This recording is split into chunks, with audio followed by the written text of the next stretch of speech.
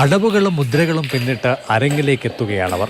പൂർണ്ണാമോക്ഷം സഞ്ചാരി പദവർണ്ണമായി മേൽപ്പത്തൂർ ഓഡിറ്റോറിയത്തിൽ നിറയും.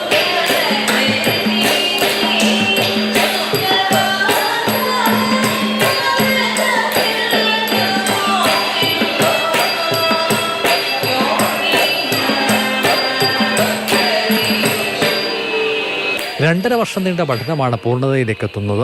സംഘാംഗങ്ങളിൽ ചിലർ ഭരതനാട്യം എന്ന ആഗ്രഹത്തിന് ചിലങ്ക കെട്ടിയത് തന്നെ വിരമിച്ചതിന് ശേഷം. മറ്റു ചിലർ ജോലിക്കൊപ്പം കലയെ കൂടി ചേർത്തു. മുൻപ് പാതി വഴിയിൽ ഉപേക്ഷിക്കപ്പെട്ട ഒന്നിലേക്ക് മടങ്ങുകയാണ്. മനസ്സും ശരീരവും അർപ്പിക്കുകയാണ് മറ്റു ചിലർ. എല്ലാവരും വളരെ വിദ്യാഭ്യാസമുള്ള ആൾക്കാരാണെന്നാതെ അതുകൊണ്ട് അവർക്ക് വലിയ അങ്ങനെ പറഞ്ഞു കൊടുക്കുന്ന കാര്യങ്ങൾ മനസ്സിലാക്കാൻ വലിയ പാടില്ല. പിന്നെ അത് ആക്കിക്കൊണ്ട് വരാം, പ്രായോഗികമാക്കിക്കൊണ്ട് വരാനായിട്ട് കുറച്ച് ഞാനോടൊപ്പം നിൽക്കണം, അത്രയേ ഉള്ളൂ.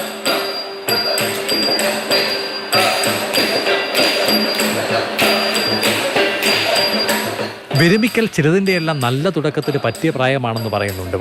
പഠിച്ചു തുടങ്ങിയത് മുതൽ ശരീരത്തിനും മനസ്സിനും വന്ന മാറ്റവും പ്രധാനം. ശരിക്കും നല്ലൊരു റിലാക്സ് ആയിട്ടാണ് തോന്നുന്നത്. മനസ്സിന് സന്തോഷം അങ്ങനെയൊക്കെ തോന്നുന്നുണ്ട് നമുക്കിപ്പോൾ. ഇത് ഓരോന്നും ചെയ്യുമ്പോൾ, ഓരോ ദൈവിക കാര്യങ്ങൾ ചെയ്യുമ്പോൾ നമുക്ക് അതിൻ്റേതായ ഭയങ്കര സന്തോഷം മനസ്സിലുണ്ടാകുന്നുണ്ട്.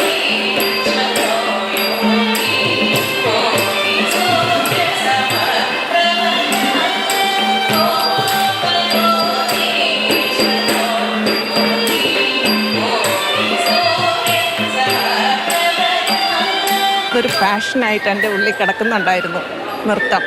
എൻ്റെ വലിയൊരു മോഹമായിരുന്നു വീണ്ടും പഠിക്കണം എന്നുള്ളത്. റിട്ടയർ ചെയ്ത് കഴിച്ചപ്പോൾ ജോലി തിരക്കുകളിൽ നിന്നൊക്കെ കുറച്ച് വിടുതൽ കിട്ടിയപ്പോൾ ഞാൻ വീണ്ടും നൃത്തം അഭ്യസിക്കാൻ തുടങ്ങി. ഇപ്പോൾ സാറിൻ്റെ കൂടെ 1-2 വർഷമായിട്ട് പഠിക്കുന്നുണ്ട്.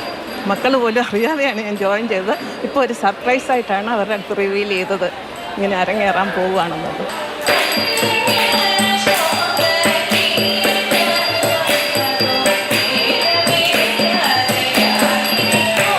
ഗുരുവായൂർ ക്ഷേത്ര ദർശനത്തിന് ക്ഷണിക്കപ്പെട്ടിട്ടുള്ള കുടുംബാംഗങ്ങളിൽ ചിലരെ കാത്തിരിക്കുന്നത് സർപ്രൈസ് പ്രകടനങ്ങൾ തന്നെയാകും.